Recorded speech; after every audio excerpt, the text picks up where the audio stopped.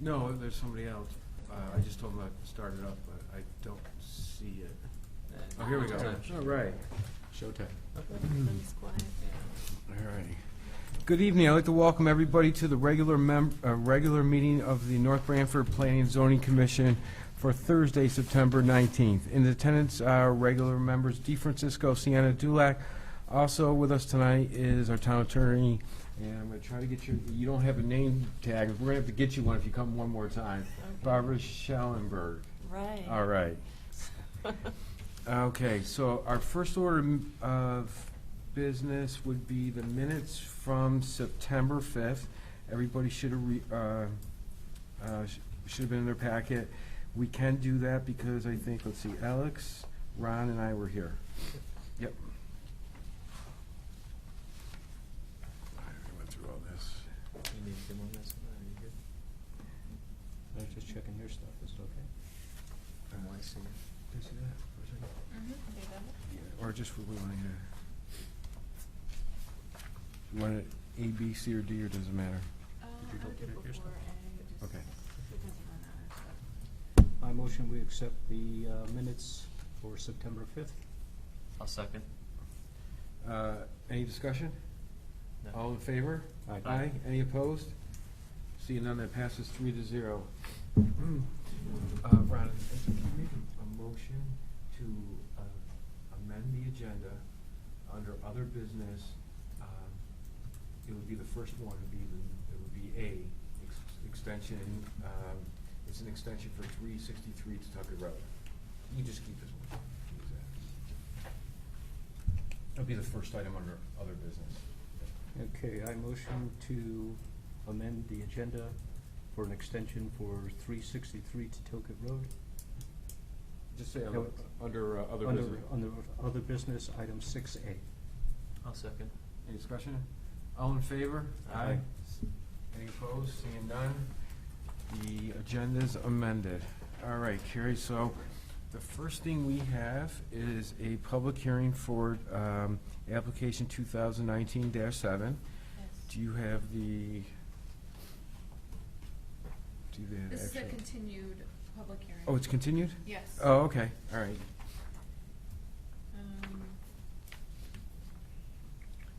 It was opened on August 15th, and That's so right. this is a proposed text amendment to increase the lot coverage in the residential zone R40 from 10% of the lot to 15%. So this is in response to a large amount of requests for variances for lots, when people wanna add on to their homes or have a shed or a deck, any structure, and it was causing homes to have to increase their lot coverage, in excess of the 10%, which is allowed through our current zoning regulations. So the suggestion was to possibly increase it across the entire R40 zone to 15%. And after the first public hearing, there was some discussion about maybe coming up with maybe a sliding scale or looking at lots that are non-conforming. So lots that are less than the 40,000 square feet. I don't know what number you wanna work with, but there's different options. So in your packet, I had, listed out some suggestions. So again, one option is to just say any lot in the R40 zone, you could increase coverage to 15%. Another option would be to increase to 15% only for lots that are non-conforming or less than 40,000 square feet. And then a third option is to increase the coverage for 15% only for lots that are non-conforming, and maybe it's 20,000 square feet and less. 40,000 is an acre, right? Yes, just under an acre. Okay. What's the difference between B and C? So B and C has it at the 20,000, so it would be. Oh, mine says 40. But Oh, wait, I less was- than 40, and then coverage for non-conforming lot area, if you look at 24.5.1. Oh, I gotcha. Yeah. the language specifically would call out the less than 20,000 square feet. So, let me ask you a question. So, based on the request that, the sheet that we had, that showed all the requests, I would think, so if 40,000 is about an acre and 20,000 is about a half acre, Yes. I think that if that was the case, and those were non-conforming lots, which most of them I think were, correct? Yeah. Then a lot of them wouldn't be able to increase. Because there was one that was 0.8, 0.7, 0.6, so it'd be somewhere around 0.4 and change. Right, right. I see, so that's the difference between the two. Right, All so so this only addresses those lots that are, say, a half acre or smaller. Right. It leaves the gap of those parcels that are between a half acre and an acre. And can you just, so just everybody's clear, what is meant by non-conforming? So non-conforming are any lots that are not 40,000 square feet. So Right. they're 40,000, less than 40,000 square feet. Okay. And again, the coverage of 10% currently, it's for buildings and structures. There's still a cap for buildings, pavement, storage, that cannot exceed 30%. So that would not change. Okay. So on option B, it's for non-conforming lots that are less than 40,000, and only, and then 24.5.1, have less than the required minimum lot. So they can't have a maximum coverage, it can't exceed 15%. Okay. Right, do I have that right? Yes. It's 40,000 square feet, and they can go up to 15% of coverage. All right. For C? B. B. Yes. All right. Yes. So they're in the R40 zone, but the parcel has to be less than 40,000. So you could have 39,999 square feet, Okay. and that would still comply. And then how does 24.51 on C, can you just explain that? Because I'm So C is, they're less than 40,000 square feet, but specifically, the lot has to equal 20,000 square feet and less. so, why would it be 20,000 in there? I mean, I chose a number. but why not just pay, oh, okay. So that's one option. I just chose half of the 40,000 square feet because it's a non-conforming lot that we do have several neighborhoods in town that equal that lot size or smaller. So like Edward Road, Sunset, the parcels are considered non-conforming because even though they're zoned R40, they're only, say, even a quarter of an acre. And like I said in my memo here, there are a variety of other options, so you could even say, bless you, that you could have 20,000 square feet and less shall not exceed 15%. You could have another threshold of 30,000 square feet and less shall not exceed 12%. So have like this sliding scale. It gets a little Bulky? cumbersome, yeah, and bulky for enforcement and just ease of knowing the regulation, but it's not impossible.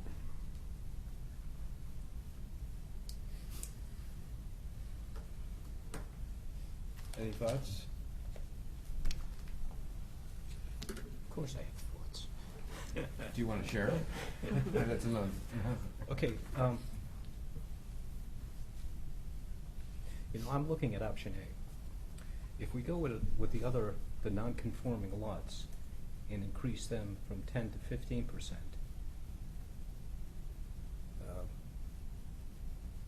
that's all well and good, but they're non-conforming. Whereas you get a conforming lot and someone wants to add on,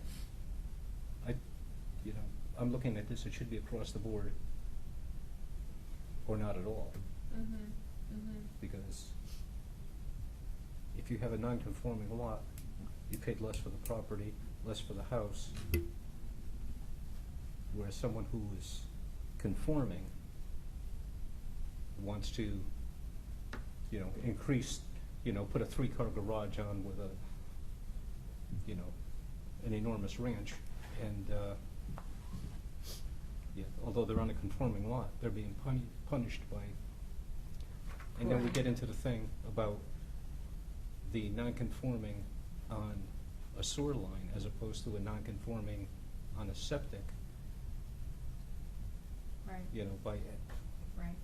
so I think it should be across the board. Well, they're not getting punished, nobody's getting punished. I mean, whether. If I can't do it, I'm being punished. No, but you gotta remember that you, on a lot that's 2 acres, you have a lot more coverage already. You have more coverage than somebody that's on one of these non-conforming. It's not any fault of their own, that's just the way the zoning was at one time.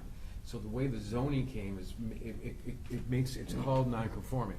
It's not because of something that somebody did, but it's just a way, because the regulations now are conforming. We have a specific lot size for R40. So.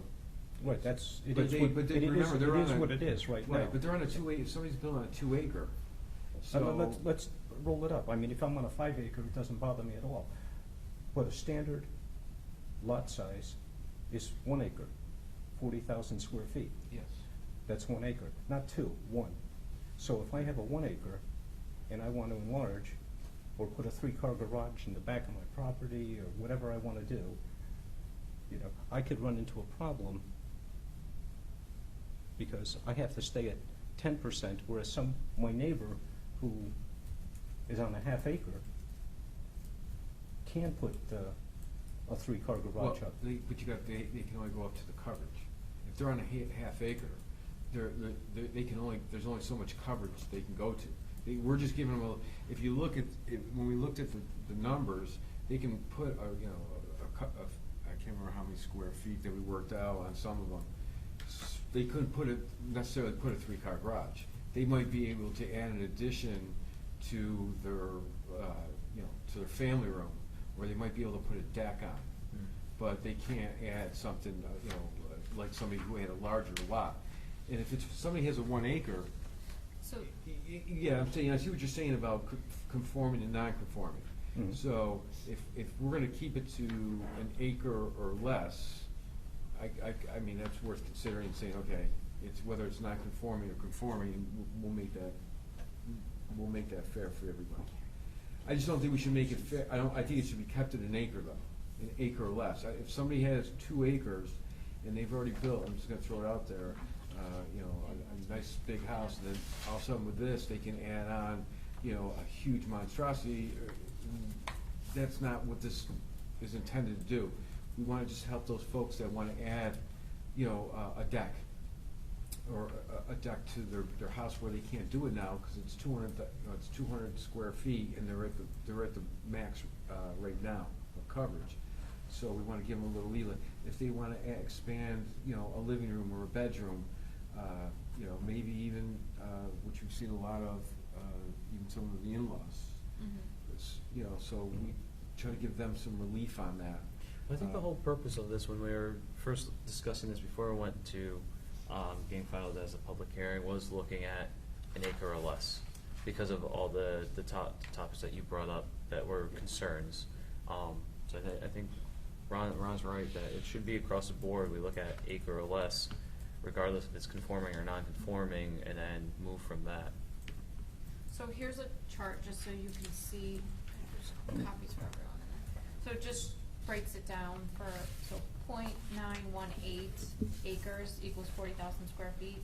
So 15% of that, just so you can see the math, is 6,000 square feet that they could have for coverage for building under this proposal. What's permitted right now is 4,000. If you look at a 20,000 square foot parcel, which is just under half of an acre, it's 2,000 right now. It would go up to 3,000 under this 15%. And then finally a 10,000 square foot size parcel, which is 0.22 tenths of an acre. 1,000 square feet is 10%, and then 1,500 is 15%. just so you can see a comparison. The percent coverage, we're talking the footprint. Yes. Footprint of, lot coverage by buildings, So I can go up another story. correct. No. Yes, that does not. Yeah, we're talking there- footprint. We're talking footprint, Using the but same there roof. is Oh, still the I'm sorry. maximum You still got floor area as a percentage of the lot area. That's not proposing to change, which is 20%. So that's the floor to area ratio. So you're still limited on it. You can't just go up as high as you want, even. You would go 37 feet. Right, there's a height restriction, but Right, there's yes. also, we calculate the square footage of the floor area in relationship to the size of the parcel. That, we're not proposing to change, just the footprint. So the footprint of the house and, a shed or a deck. Pools are not counted towards coverage. Decks In-ground are. or above ground Decks decks are. are, patios are not. But there is, again, that 30%, which also is not being proposed to change at this point, would not change, and that includes buildings, storage, and paving. So, as Ron mentioned, they can go up multiple stories as long as it's conforming with the existing The 37 regulation. feet. What's up? 37 feet. Yes. So, footprint you can expand, so in theory, depending on if they could conform to that, they could increase even more than this if they chose to go one of these routes. I think one of the main concerns that was brought up in one of the last conversations we had, I think it was the first time we opened this up to the public hearing, was obviously you're increasing the size of your lot coverage from structures.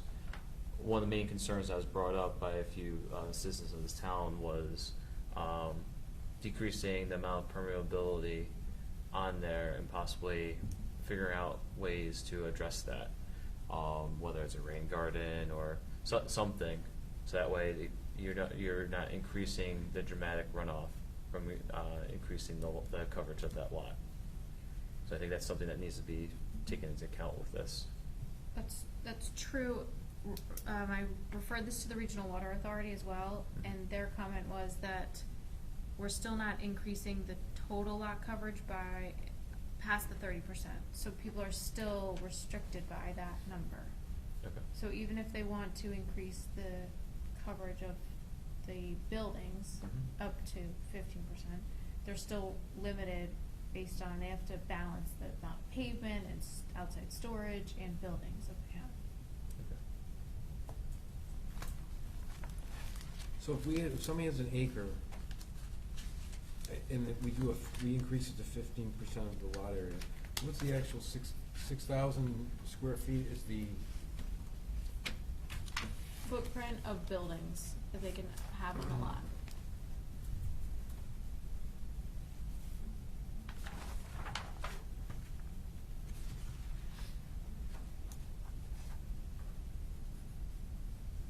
so that's quite big for 15%.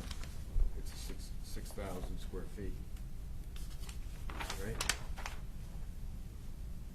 That would be just a footprint, that wouldn't be multiple stories, right? Let's say, Correct. right, so you could actually put, well, I mean, disregarding the 30%, whatever, but if I had a two-story house, I can have 12,000 square feet on that. Total, I mean, I'm just saying, just doing the math, I mean, not the 30%, because that would be a whole different thing. But I could it's just the foundation footprint, correct?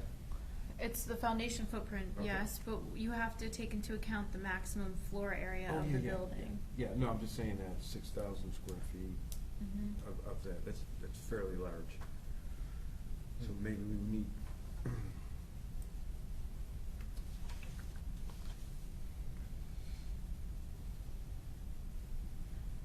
So this was just one of the visuals that I had created.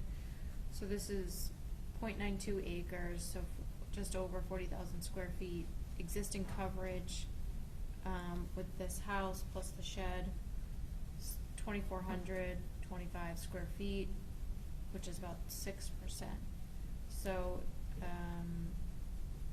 adding an additional 1,582 square feet would be under the 10%, but if you increase to the 15%, the total could go up to 6,000, that's just, I'll pass that down. It's very approximate, but just to give you an idea.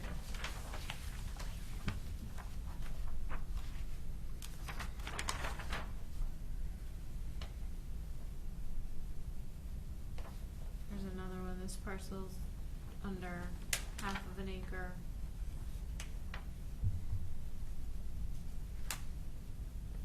And this is 8,700 square feet, so just under a quarter of an acre. And as you can see, obviously, as the lots get smaller, just by having the house on the property, you're already at 10 or 11%. So in this case, this parcel is less than a quarter of an acre, just with the house itself, and I don't even think they have a garage here. They're at 11.5, with a house and a porch. And so It's they can, on Frederick. so they can only go 4% more. They could with the proposed, Yeah. right.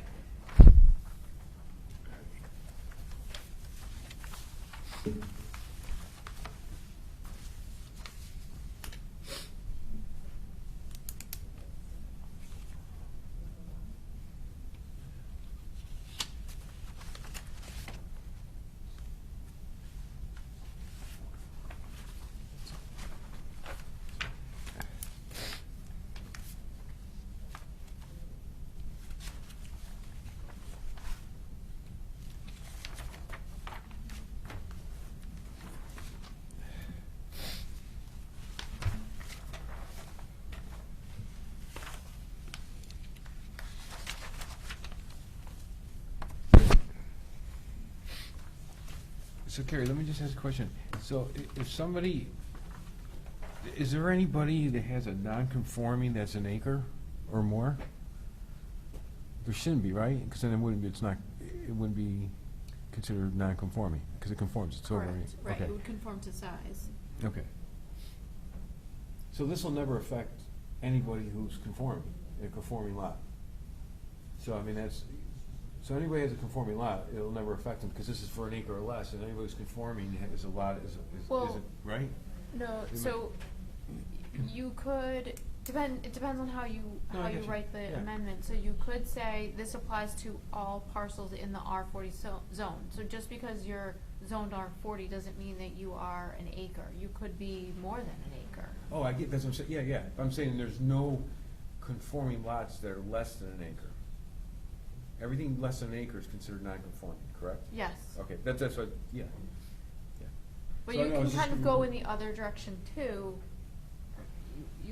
Well, it wouldn't be considered non-conforming if it's more than 40,000 square feet, Right. because it's conforming, Right. but it could be more than 40,000. Oh, no, I get, Yeah. yeah, no, just going back to what I was thinking, what Ron just said, was saying that if there was conforming lots and non-conforming lots, Mm-hmm. and, you know, there would be, you know, we need to make it equal, but there's not, because there's no conforming lots that are less than an acre. All the conforming lots are 40,000 square feet or larger. Yes. So one of the things we talked about is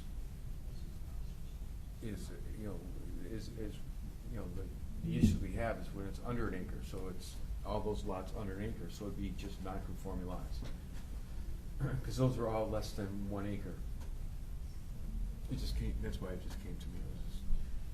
Because I was on board with what you're saying. If you have a non-conforming acre and conforming they don't exist. All non-conforming is less than an acre.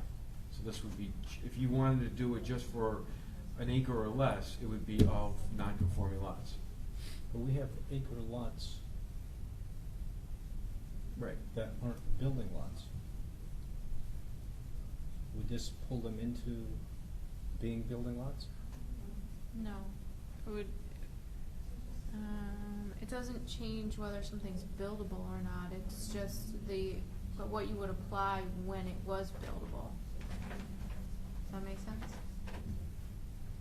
This Like, is- are you talking about like a piece of forested land? I'm not sure what you're asking. Yeah, let's say it's, you know, a rear lot and has an adjacent, 1 acre parcel. Although that, if it's, This is just the regulation that would apply at the point when it would be developed. It Okay. doesn't change whether or not it's buildable or not. Gotcha. It's just what the so regulation. are we talking an acre or less than an acre? Less than an acre.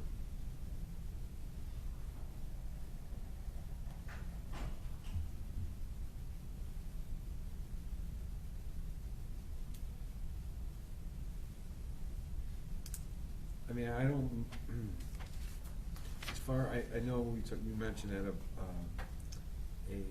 sliding scale is a little bit bulky, but something to consider is we don't have to have like this mega tiered. We could do something that, you know, cause I'm just looking at this and I'm just gonna throw this out here, you know. But let's say you did something like for less than an acre to maybe, you know, like 0.7 acres, you can do 10%. I'm just throwing this out, I mean, I don't know, I'm just gonna throw it out there. And then anything less than 0.6 or 7, whatever it is, would be 15%. I don't know how the math would work out, but, because I just saw on one of these pictures here, it was just a little concerning that, especially like on this one here. Let's see, on this one here, so here's your lot, and let's see, what's the lot size? It's a half an acre. Mm-hmm. And if you add 50% to it, the whole lot becomes almost a, Yeah. not saying, you know, so what we would do is you take 10% off, you take 5% off, I mean, it's still gonna give you an expansion, but maybe it'll be less, you know, maybe less evasive, you know, so. So that's just something to think, you know, I mean, I wouldn't want a multiple tier, cause like you said, when you start getting into like, point, you know, to thousandths of an acre to figure out where it falls under. So, but, we don't have, so what do you need from, I mean, this is our text amendment, so we can just continue it, so we don't have to, Yes, I mean, if you yeah. wanna give me some direction for making some edits and let's see. revising the options, then I can bring it back. Could you, this partial size, can you break it down, to, like, 90%, 80% of an acre, 70% of an acre, 60%, all the way down to 10%? So Okay. we can just see what the square footage is, Okay. yeah, and then, Harry, addressing what you're trying to mention on the scale and everything, couldn't you break that, so we're increasing 10 to 15%? Couldn't you just go, as we had examples of like quarter an acre parcels there and everything, every 0.2 as you get up to the acre, but not including the acre, you increase that percent. So like from 0 to 0.2 would be 11 instead. oh, I got you. 0.2 to If we- 0.4 would be yeah. 12, so that way it's tiering up Yeah, for that, but it takes into account, like what you said, it's, if you add the 15% to the smallest amount there, yep, you're essentially, it takes up the whole lot. But you're being fair to them all, you're just slowly increasing it to that point for yeah, the so that, non-conforming lots. so when Carrie shows us that, then we can kinda see those tiers, yeah. Yeah. I think, yeah, it's a great idea, yeah. I guess also I'd like to see something like whatever we have, like a half acre and a quarter acre, you know, a realistic kind of, if I had a quarter acre and I wanna put a den on, you know, 12 by 15, you know, I'm trying not to grab my calculator here and figure out how many, what does that equate to in square feet? Oh, So- I got you. So, I mean, the average person that wants to put the average den in, which is maybe 12 by 15, what would that look like in? Yeah, so that's a quarter acre right here. Right. But what's that size? The house. existing So- No, not the cover- house, the- No, I'm the looking at addition. that, yeah, add 400 square feet, which is 20 by 20, which is a shed too. Yeah, well, a large shed. Yep. which I have an issue with that too. That's, I mean, So, Oh. here's a breakout too that you can look at. This is, again, one neighborhood, where there's quarter-size lots. Just the existing house is only 960 square feet. You can see my notes kind of at the bottom there, Ron. With, I don't even know if there's a garage, but there's a like porch that's counted, and they're already over the 10%.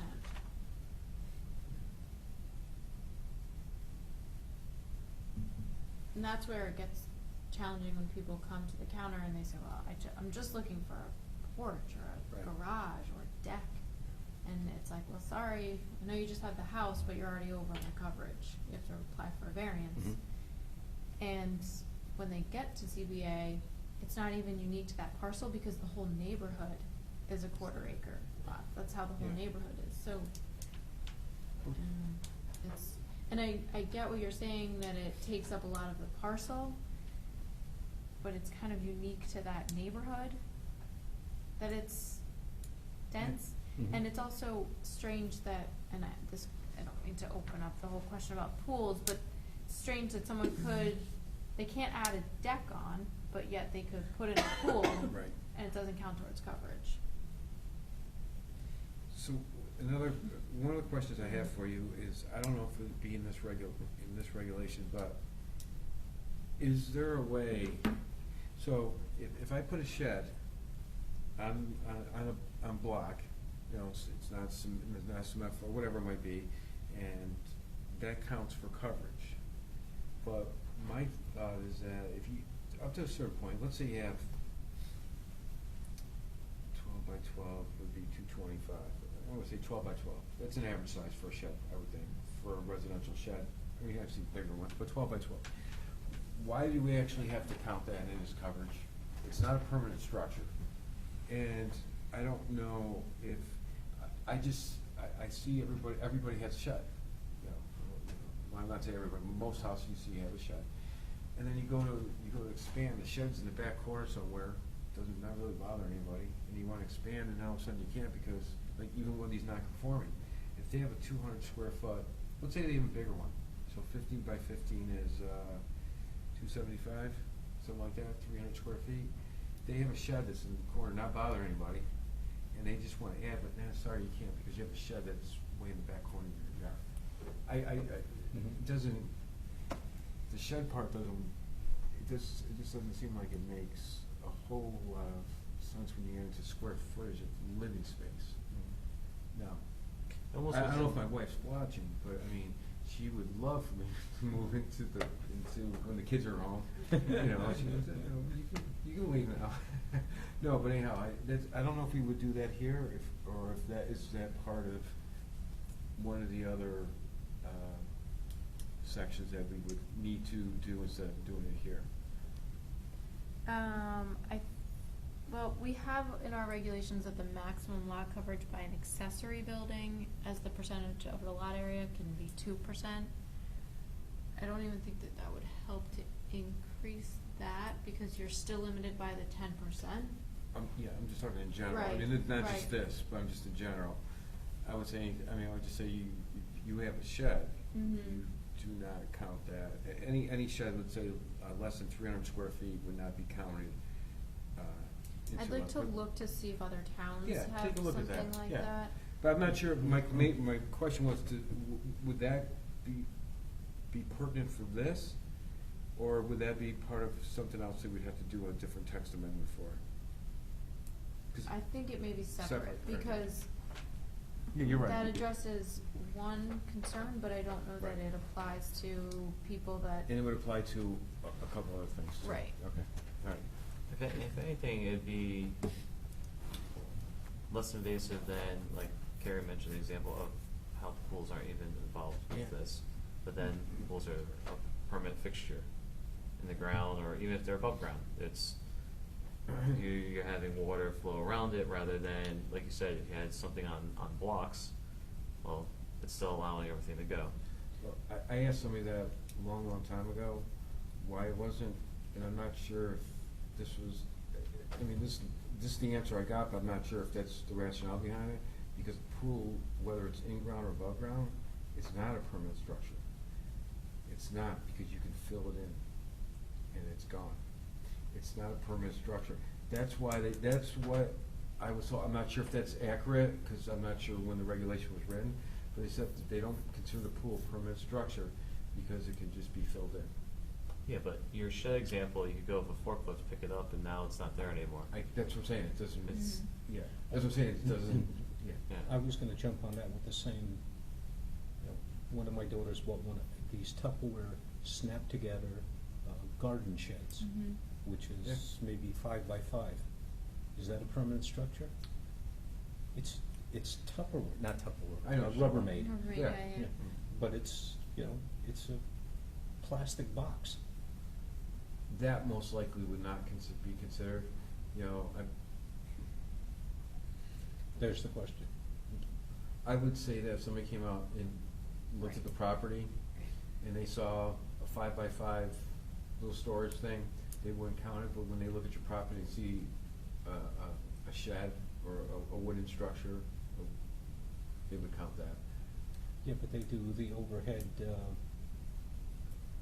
Would they- when they take pictures like this, when they Google map it, it'll So show as when a they- structure. So when they increase your daughter's taxes, then once a year there's the Appeal. tax appeals. Mhm. I think she would have a good case. And I will support her on that. I'll be her legal counsel if she needs it. They just pick it up and put it in the freezer. So do we want to continue, like, make a motion to continue Or it? do you want to open the public hearing? Oh, See if there's any There comments? isn't anybody here. Just Oh. protocol. Would anybody from the public like to speak on this matter? Oh, good, I thought you were gonna say yes, I was like, all right, so somebody like to make a motion to continue this to the next meeting? Next meeting is, what's the day of next meeting? October 3rd. I'd like to make a motion to continue this public hearing to the next meeting, October 3rd. All Second. right. Any discussion? Seeing none, all in favor? That passes 3-0. All right, so we're on, Carrie, to other business, which you had us amend for, was it 343 Tucket? 363, yep. That was close. So this was an approved 10-lot subdivision, Riverview Farms. They have requested an extension. So I received an email from Alan Temkin requesting a 90-day extension for the Mylar subdivision map recording. Dear Carrie, per our conversation yesterday, at this time I am requesting that the North Branford Planning and Zoning Commission grants a 90-day extension from October 16th, 2019 for recording the Mylar subdivision map of 363 Totucket Road, Riverview subdivision, application 2019-2, Riverview Farm subdivision, as approved on March 21st, 2019. So I drafted a motion. This would be their second and final 90-day extension if you grant it. This is across from the old quarry, right? Yes. Okay. So on Totucket Road, yeah. Yep. And, I did ask why the need for the extension, and it sounded like they're still trying to coordinate the extension of the water line, and there's just been some issues that they've encountered. So what, this is the last and final, so they have, how many days extension is it? 90 days, so What that hap- would bring them to January 14th. Just hypothetical, what happens after 90 days, then what? It would expire. They would have to come back through the whole process for the subdivision of the Okay. property. Separate from this one, but I guess conjunction with that is the culvert permit on this. Do you have any updates on that, or has Removing that the been? culvert? Yeah, or has that been delayed as well? That has been delayed. So that was a separate project. They received a permit from wetlands to remove those culverts, but I believe that they're waiting until that parcel sells, and 363 sells. I don't even think it's sold yet. Okay. And that they start work on this subdivision before they remove those culverts. Because I know there's a certain point of the year they're trying to wait until the river was at its lowest. Right. To do that. Okay. Yeah. All right. I'd like to move to grant a second and final 90-day extension on recording the Mylar for Riverview Farm subdivision, 363 Tucket Road, North Branford, 10 lots and 9.19 acres open space parcel. Assessor map 36 lot 10, R40 zone. Owners What TF LLC. Applicant developer ATA Realty Inc. as approved under PZC number 2019-2 on March 21st, 2019, which extends the deadline that the Mylar needs to be filed by to January 14th, 2020. Is there a second? Second. Any discussion? All in favor? Aye. Aye. Any opposed? Seeing none, that passes 3-0. All right, carry. So now we're on to discussion regarding our blight ordinance. So this, I think I'll defer to Alex to kind of discuss, since you're the appointed member. I've participated in a few meetings. I believe that you all have a draft blight ordinance in front of you. Yep. So there was a committee that was formed by the town council. It contained 2 members of planning and zoning, 2 members of town council, and then a member of the town, resident of the town. Tom Hogarty and I have attended several meetings. Yes. So as Carrie mentioned, this has been ongoing. A committee that the town council put together, and I believe today was the 6th meeting, that we looked at other towns and their blight ordinances, put together various drafts, and then they were revised in accordance with the town attorney. And what you see before you is now the final draft that the committee feels comfortable in moving forward for the town council to then review. I believe that's on the next meeting, so that's October 1st. And for the most part, that's that. There are parts in there that,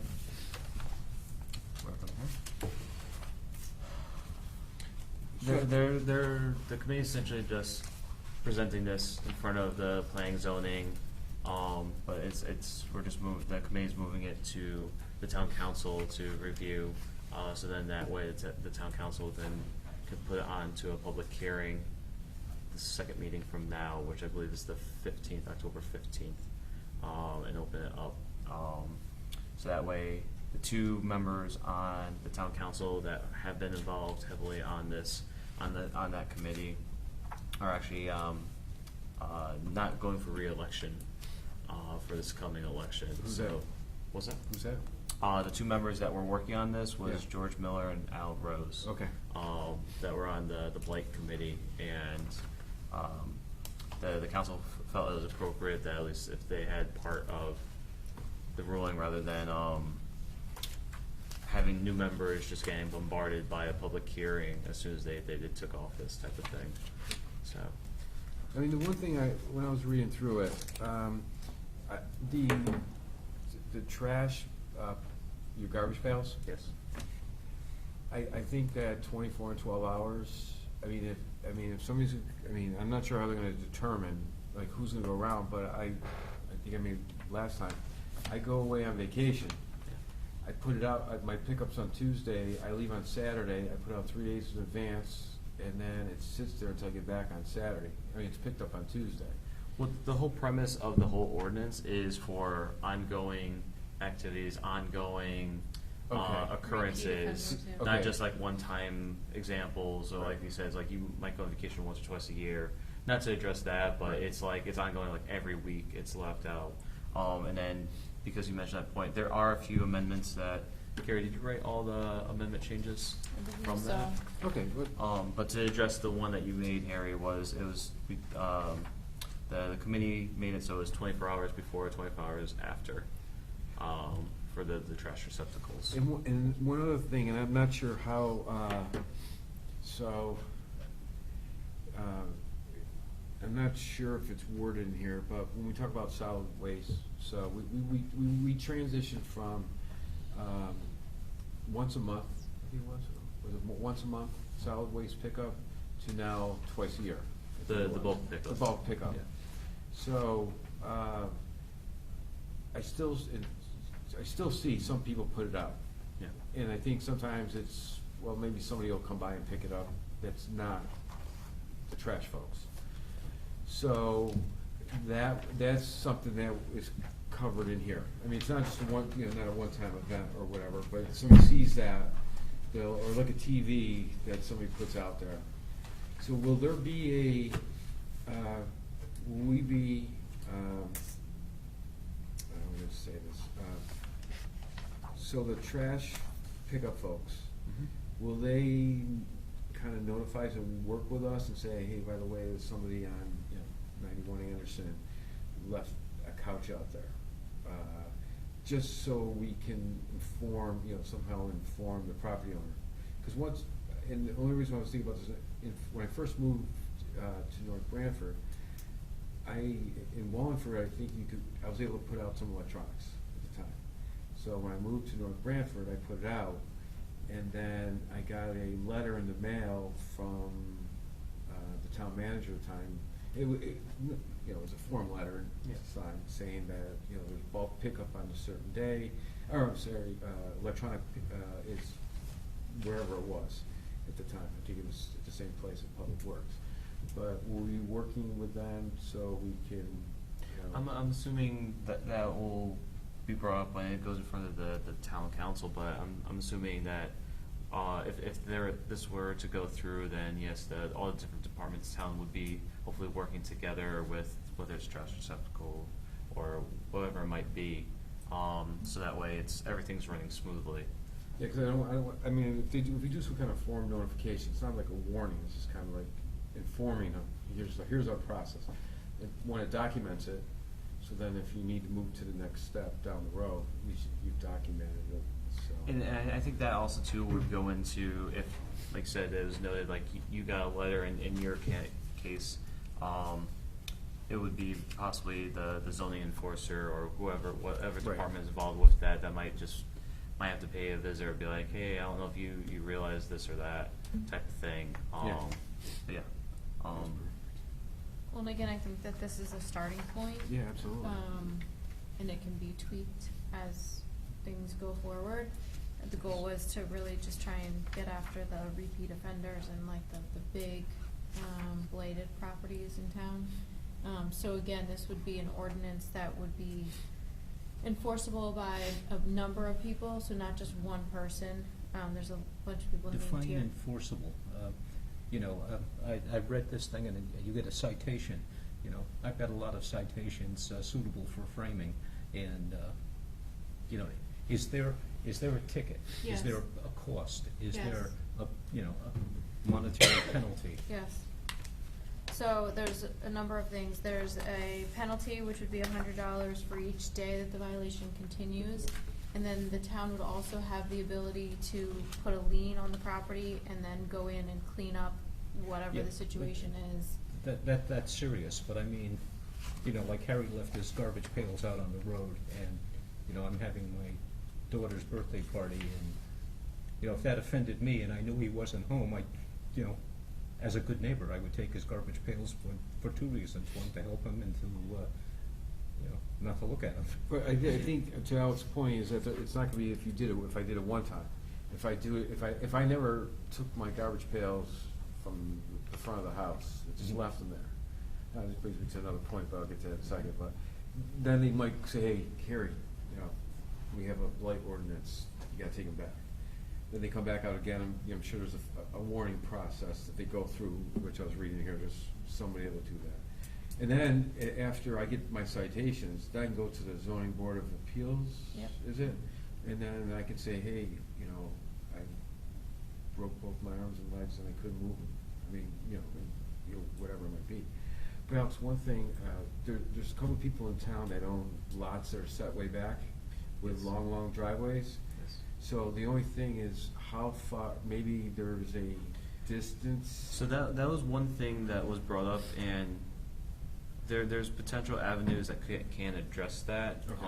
One of the things that it has no implication on for tonight, and for the town council's review, but it'd be looking at planning zoning, possibly to do maybe something with a text amendment in the future, is possibly building like a barrier, some kind of structure to hide those receptacles in the cases of the driveway is really long, Yeah. or you have elderly people that it's hard for them to bring up and back, or whatever it might be, to allow that opportunity. The only reason why I personally brought this up at the meetings is having a structure that close to the road may not fall into conformity with existing regulations, and then the committee would have to look at, okay, what's appropriate for that, for this particular reason, but it has no impact on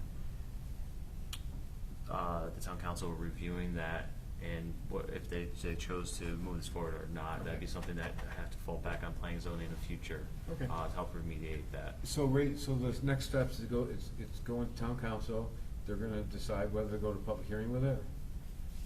Yeah, they're gonna review first at the next meeting, Yep. and then if everything goes according, all well, and they're fine with that, then town council will then announce a public hearing, and then it'll be at the second meeting in October, the 15th. Okay, Um, so we'll have an update next meeting so we can inform the public, at least at our meeting, that Yes. that's going through. Yeah. Anything else on that? Well, George is in. Okay. All right. All right, so we're good with that? All right. So we are on to discussion regarding farm events regulation for residential zones, which we've talked about a couple times. Yes. All right. So where did this one come from? Did you just mark it up a little bit? Something we I had? haven't changed it. This Okay. is, so what's in your packet, and this may be something that we want to just maybe start talking about this evening and then continue it, but with the text amendment that was approved several months ago Yep. regarding farm outdoor events in industrial zones, it came up about having a similar regulation in residential zones and revisiting that. So what's in front of you is where this regulation had been left off over a year ago when the applicant withdrew. And so you'll recall it was for farms that are 10 acres or more, and we had kind of gone back and forth with the noise and distances from property lines, distances from off-site residences, and really just the hours. That was a huge component. So I believe that the commission had wanted to talk about this because of events occurring on farms without a regulation, and possibly putting something in place so that they can come into conformity. So this is So this is residential. just, it's not an application at this point, it's just for discussion, and if you'd like for me to, I think we need to get it a little bit closer to What we want, yeah. what you'd like before So it's an there's application. the few things that I saw that realistically needs some kind of modification to, and then the first one that just stuck out, it kind of goes back to what we were talking earlier about with like the trash receptacles, with like giving a parameter time or stuff like that. For number 9 on page 2, where you have adequate sanitary facilities, portable or temporary, for size of events must be provided and shall be removed from the site within 24 hours of conclusion of the event. Strike out in a timely manner. Said facilities, strike out, and must shall comply with state and local health codes. My concern with that is depending on when the event occurs and having the appropriate companies that then come and might remove those temporary structures. If you have it like on a Thursday or Friday and then you hit the weekend they're not working, do you automatically fail with this, or do you take into account that, okay, that was this, but as soon as they're open Monday, they're coming to get them out? Yeah, type of thing. I'm on the same with you. I was thinking that if you had 2 events, one this Saturday, one next Saturday, all they're gonna do is, the company's gonna come in and clean them out Or and leave them, yes, so yeah. you don't want, so we'll have to, let's circle that one. I have a, Now, granted, we have to look at that. when the farm comes for to do their general permit for the events and everything, that'll be in review for the committee, but yeah. So, some of the, originally we started talking about this, I wrote I think it was about a year ago or so. So I wrote down some notes, and I think I gave them you, Carrie, but I do remember what I wrote down. So first thing, this is when you have 10 acres. All right, when we talked about, Van Wilgens is an industrial area. There are, there is some residential around there. But this is strikingly different. So if you have a 10-acre area surrounded by no industrial but residential, I think we need to take a really stronger look at it. And when I started thinking about it, if you have that 10 acres in residential around, outdoor music, depending on where it is, it can echo forever, especially, and then so when you talk about 100 or 200 square feet, setbacks of 100 or 200 feet, that's really nothing Well, that in goes in a back residential area. into, I know Bill mentioned this a number of times, and I mentioned it in the previous, the industrial zone when we're looking, maybe potential sound studies. I think sound studies should be incorporated for the Absolutely. general Yep. permit. Yep. Because it's like Bill mentioned a few times on how acoustics travel Yep. due to the topography. But also just the background noise, like people Yes. talking. Yes. Not yes. just the music. The music was one thing, but it's so one of the things that when we originally started discussing, I was like, all events, all music must be in an indoor structure if you're going to do it on over 10 acres. I mean, that's just where I was thinking. I mean, And that's not plausible for a majority, if not most, of the farms in town and the residential. well, if you have over 10 acres, you can build an indoor structure. I mean, you have a barn. I'm just saying, if you have a farm, you have a barn, you can do it in the barn. And that's what I'm looking at. Well, it also know, depends right? too if you go into educational events and you take them out into the field to show them or work with Oh, different no, crops no, or no, stuff. only there's certain times. Like Yeah. if you're having amplified music, and Oh, that's for what I'm not, amplified music, no, yeah. I'm saying you can, if you wanna have an outdoor event, Yeah. you wanna do it maybe with non-acoustic music, with acoustic music versus non-amplified, yeah, not a problem, I mean, that's different.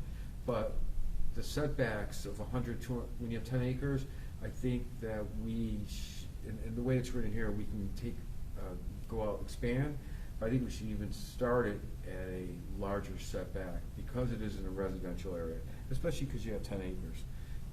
So you should be able to fit it on there. So I'm gonna mirror this with, because the industrial went through before this and everything, and that Right. helped us be like, well, maybe we should take a look at the residential again.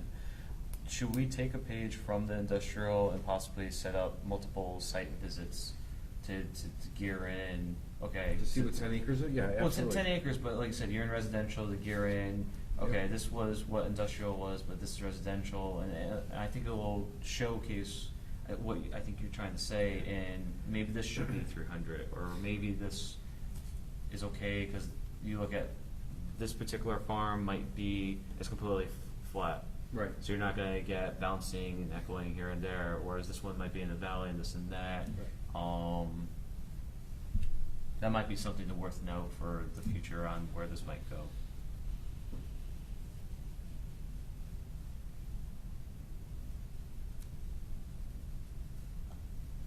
We gotta be careful with it. You gotta Exactly. be very careful. Yep. And only because I'm thinking, amplified, I went on the water company owl walk, and they had amplified owl calls, and we're walking, although in the water company property, in Northford, along the path there, Yeah. right behind some people's houses.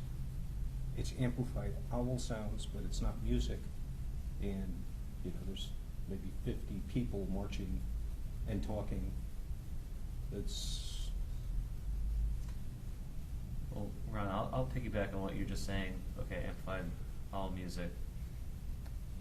I was one of my parts with the recent Potato and Corn Fest festival was running one of the tents. And I was told we had acoustic entertainment.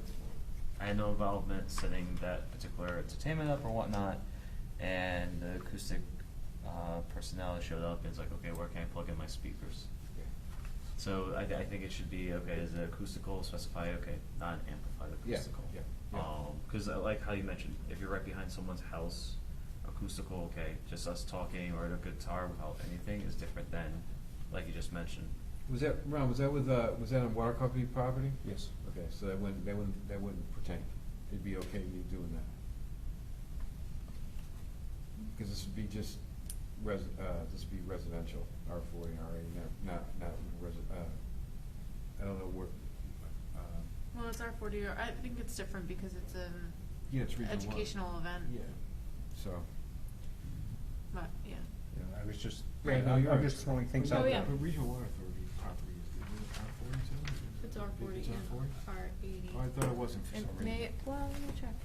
There also might be some It's both. exemptions too with that Well, property. so one of the things that we have to look about is when we, You're right, this it's is all R80. farm, we have to label this correctly, it's just farm events, because outdoor events, I just wanna make sure that we don't have to include any events on town property.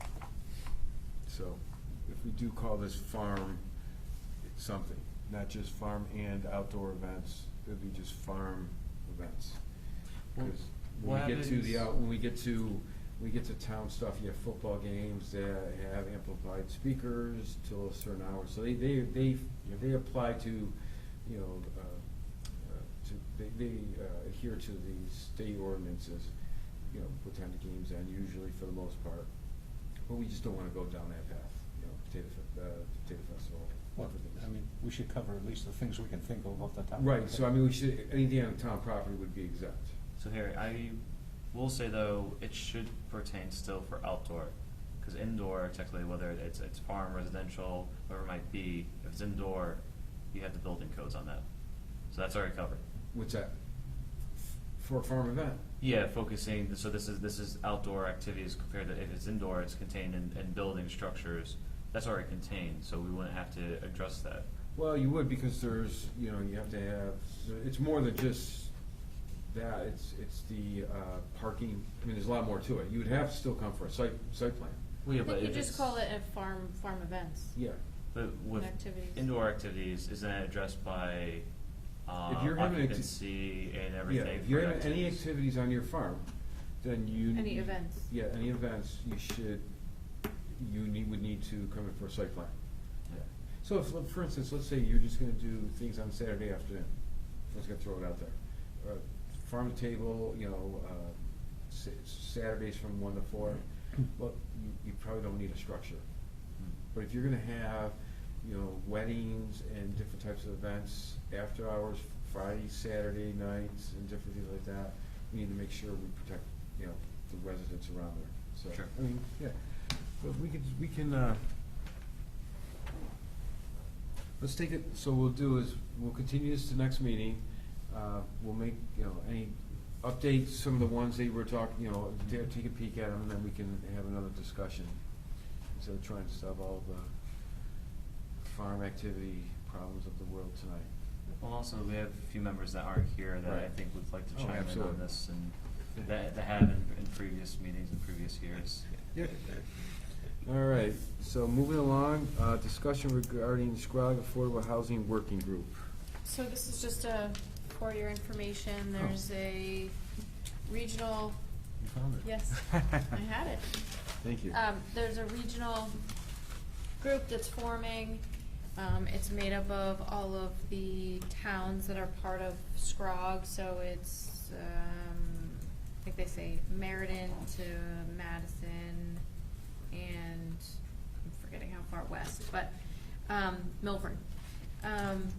So we're looking at housing, I'm on it, as designated by the town manager, and we're meeting once a month. It's really interesting, I think that it will help us with our plan of conservation and development, and then if you are interested, so I've copied all the information for each of you, I would encourage you to look through it, and then maybe in the next few months, we could have someone come and speak to the commission just to educate you all about housing.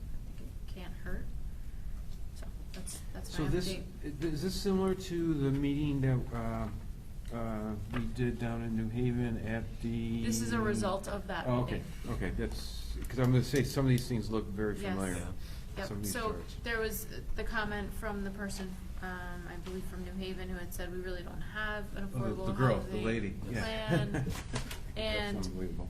the key is that, one of the things that came up was that affordable housing has such a negative connotation. Yep. So now we're talking about just calling this group the housing Yep. workforce group, not affordable housing, but just a housing task force, and how to look at different types of housing and how to get that into each of our towns, whatever it may look like for whatever we need. So, for example, since North Branford mainly has a lot of single-family homes, maybe we need to look at having multifamily or apartments, rental units, homes that have smaller footprints, so that we have a variety of demographics and age groups and something that's more sustainable over time.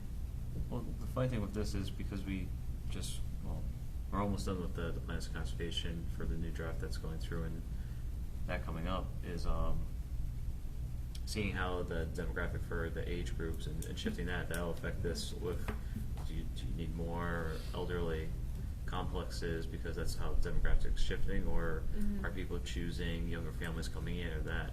Mhm. So I think this hits point on what our town is going through right now. Yes. Well, I just heard the other day, so in the cities, a lot of businesses went back into the cities, which brought the millennials, and they used the word millennials, and they just brought younger folks in. That the housing in the cities now, and you hear about California, San Francisco, New York City now, but you're seeing it go to the smaller cities where they're all running into the same trouble, and what the suburbs don't have to offer is and developers aren't willing to build them either, are smaller, more affordable houses. So instead of, a developer wants to maximize, what they build. So that's what they're starting to see, is that there's a group of people that, including some of the millennials that originally moved into the city, that now want to move out, but they can't find those smaller type houses. Or the people that were in the city that wanted to move out. So that's one of the things, is these smaller type homes that they can't find anywhere. So that'll be interesting. All right, Carrie, it's time for you in the town planners report. So just have so we have a regular meeting on October 3rd where we'll have a public hearing on the plan of conservation and development, and also we have 2 special use permits, one for temporary filling on Tucket Road, temporary special use permit, Yep. permanent filling, and a application for a residential / retail use on Foxen Road. And then we have a regular meeting on the 17th, and then I have 2 zone change applications that the commission had talked about being the applicant for. So one is on Forest Road, and it's 4 parcels that are currently zoned residential, and the proposal is to change those to industrial, so it's where New England Asphalt is, Nature Works, and SPI. And then the second one is in this The little reconfigured triangle. intersection by, right at the intersection of 139 and Route 80. So changing that from B3 to B2. So it'd still be business, but the difference is that in a B3 you cannot have outdoor seating. Is that where McDonald's is in Dairy Queen? Just the doctor's office. Oh, right, I'm sorry. This is Dairy Queen here. This is McDonald's. So this is really owned by the state Yeah. partially, and then Yeah. privately owned. Okay. All right. So I'm suggesting that we have public hearings on both of those in November, so those Perfect. would be advertised at a later time. All right. Okay? Okay, seeing that there's no other business, can somebody make a motion to go into executive session? I motion that we go to executive session. Is there a second? Second. Any discussion? Do you All in wanna- favor? do you- sorry, make a motion to invite. Oh, yeah, people I'm on. sorry. Mhm. You wanna do it again, Ron? Invite Barbara? I'm not gonna kill her name. And say why we're going Schellenberg. into Shall executive and Berg. session also. You can read it off the prior minutes, it's on there, I think. Yeah. Yeah, she's in the previous meetings. Sure, find it. I know an easy way of There you doing go. this. Schellenberg. I know an easy way of doing this. I motion we move to executive session, And invite and invite Barbara, help me with the last name? Schellenberg. Yes. To discuss, section one And Carrie. dash. Yeah, And town planner yeah. details. And the town planner. Is there a second? For the purpose Yes, for the purpose Okay. of. pending litigation. Read that whole thing. Yeah, you jumped over me. Who did? I didn't say a I word. was reading it. Okay, just read. Come on, let's go. Okay, now I can read it? Yeah. You gonna jump over me again? Ooh, I didn't say a word. Yes, you did. You Did I? Yes. I didn't really realize I Again, did. to discuss section 1-200B, 6B, discussion regarding pending litigation. Is there a second? Second. All in favor? Aye. Aye. All right. All right, so I think he just shut it off, it looks like. Always entertainment. Oh, I didn't, I don't know what I said. Well, you just talked right over me, like I wasn't even there. I just said Carrie.